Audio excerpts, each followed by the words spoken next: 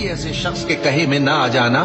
जो बहुत कस्में खाने वाला है, जलील है, शरारत से इशारे करने वाला, लगाई बुझाई करने वाला, माल देने में बड़ा बखील, हद से बढ़ा हुआ बदकार, सख्त खू और इसके अलावा बदजात है। इस सबब से कि माल और बेटे रखता है,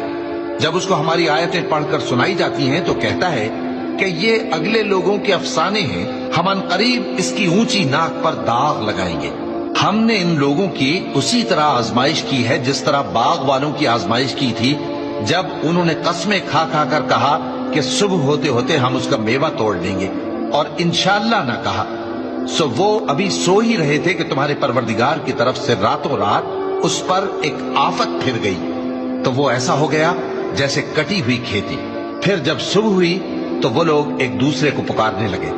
कि अगर तुमको काटना है तो अपनी खेती पर सवेरे ही जा पहुंचो